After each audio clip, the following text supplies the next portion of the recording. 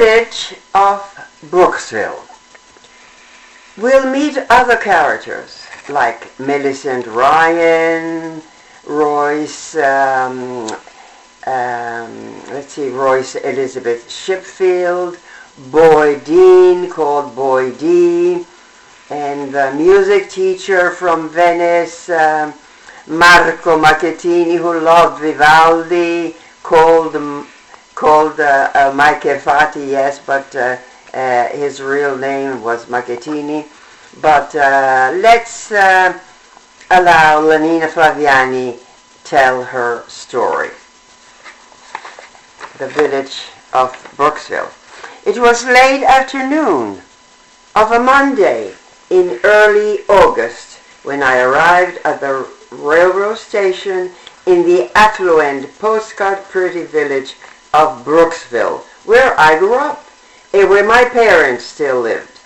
An English major and college senior, I was coming home after 2 heavy summer sessions and peer tutoring at SUNY New Paltz. Brooksville had painful memories for me. If I had had a choice, I would have stayed in rustic New Paltz, keeping up with my walking to the mountain routine and going swimming in the icy waters of Lake Minnewaska.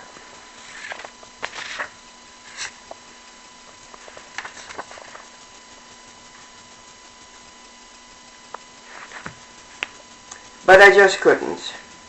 And so here I was, getting off the train, strapped by 2 shoulder bags full of unsold, thick literature books and a few others of summer clothing. And then, ignoring the taxis, I went straight to the main street of Brooksville, Pond Way Road.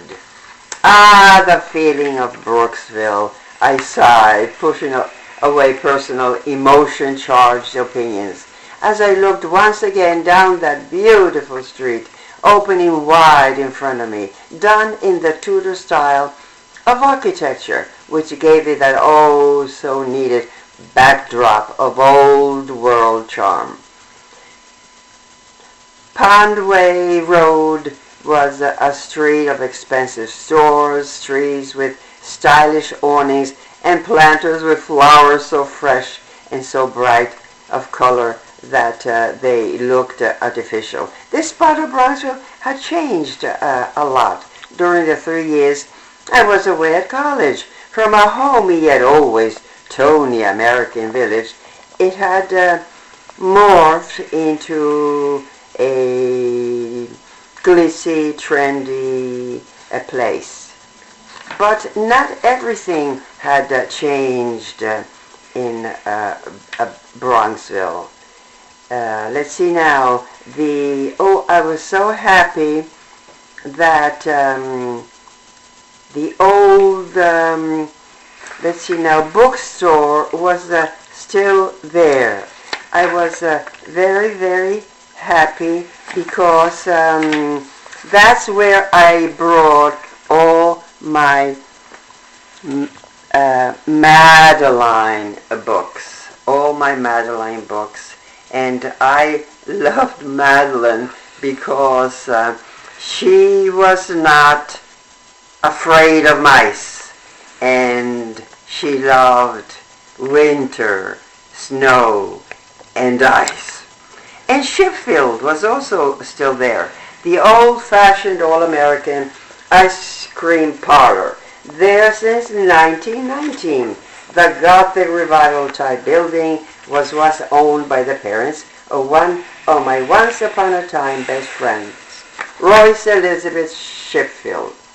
When we went there, we get the Shipfield Deluxe platter, and she finished hers, and then she also finished mine. I didn't care because I just couldn't finish all that stuff. Besides, she was my best friend. That was a long time ago, and Royce was not my friend anymore. I trudged along. It was very, very hot, and I kept on saying, so elegant. Ah, yes, that was the feeling of Brooksville. And those were the correct words to describe what Brooksville was all about. Beautiful, elegant, privileged, and wafting coolly sweet of old money, even in the killing heat of August. All right, then I was getting tired, and I approached the little park, the corner pocket-sized bicentennial park. Finally was there in front of me. That meant home was near. So I sat down, and maybe just to test myself, I looked down. I looked down to see my reaction would be after 3 years of healing. I shot a glance across the street at the blocks-long neo-Gothic building that was the Brooksville High School. Together with the elementary and junior high, the place looked more like an English country estate than a seat of learning. It was there that I experienced a great happiness which soured as I got into the high school years. I was about to get up, but then I remembered my favorite teacher, the one that loved Vivaldi. He was from Venice, and I remember the first time there in the 5th grade, Royce brought me there, and she called him Mr. Macefate. And so we went in, and yes, of all the teachers, I liked him best, but it was not all sweet because this is what I said. I think he was playing the Four Seasons.